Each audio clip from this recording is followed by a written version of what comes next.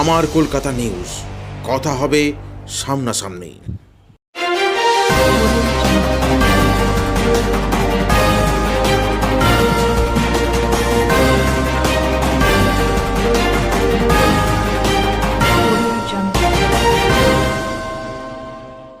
পুলিশের সহযোগিতায় হারিয়ে যাওয়া মাকে ফিরে পেল ছেলে। বৈদ্যবাটির বাসিন্দা ৭০ বছরের পার্বতী দেবী ৪ মার্চ থেকে নিখোঁজ ছিলেন। চন্দননগরের গোন্দলপাড়ায় অপরিচিত এই বৃদ্ধাকে দেখে টিওপির পুলিশ তার পরিচয় জানতে চায়। কিন্তু প্রথমে সঠিক ঠিকানা না পেয়ে চন্দননগর থানার ভারপ্রাপ্ত অফিসার শুভেন্দু ব্যানার্জির নির্দেশে ওই বৃদ্ধাকে ভদ্রেশ্বর পৌরসভার পৌরপ্রধান প্রলয় চক্রবর্তীর অনুমতি নিয়ে সেখানকার স্বস্তি নিবাসে রাখার ব্যবস্থা করেন জোনাল অফিসার কার্তিক দে। এদিকে মায়ের খোঁজে ছেলে সব জায়গায় খোঁজ নিতে থাকে। অবশেষে পুলিশের উদ্যোগে মা পার্বতী দেবীকে ভদ্রেশ্বরের স্বস্তি নিবাস থেকে ছেলে মাকে বাড়িতে ফিরিয়ে নিয়ে গেল। স্বস্তি নিবাসের ম্যানেজার জানান, পুলিশ ওই বৃদ্ধাকে দিয়ে যায়, খুব যত্নেই রেখেছিলাম। মাকে পেয়ে আপ্লুত হয়ে পড়ল ছেলে। পুলিশ সহ পৌরসভাকে ধন্যবাদ দিতে ভোলেনি ছেলে।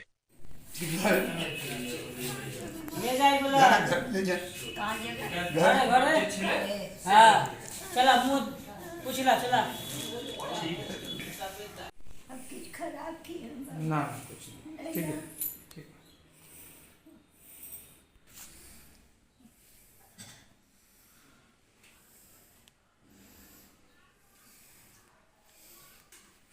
हाँ, पानी पी लो, पानी पी लो, पानी पी लो।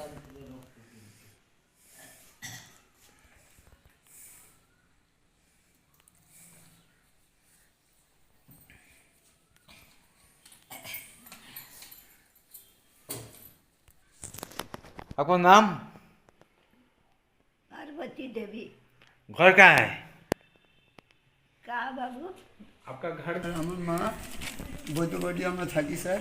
আমার শ্বশুর বাড়িতে এসেছি, ওনারা আমার মাকে ঘরে ঢুকতে দেয়, ঠেলে ঠুলে ফেলে দিয়েছে।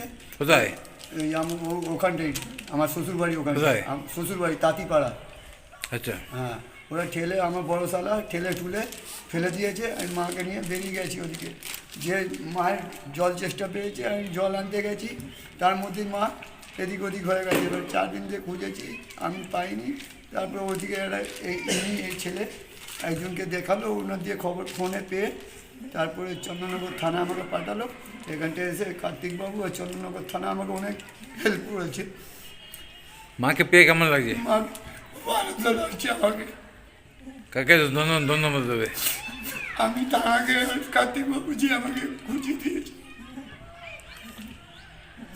তোমার বাড়ি কোথায়? আমার বাড়ি এখন বৈদ্যবাটি। মাকে নিয়ে যাচ্ছ? আমি মাকে নিয়ে যাচ্ছি, সুস্থভাবে? সুস্থভাবে নিয়ে যাচ্ছি। আমি সবাইকে আমি ধন্যবাদ করি, হাত জোর করে ওরা অনেক হেল্প করেছে আমার।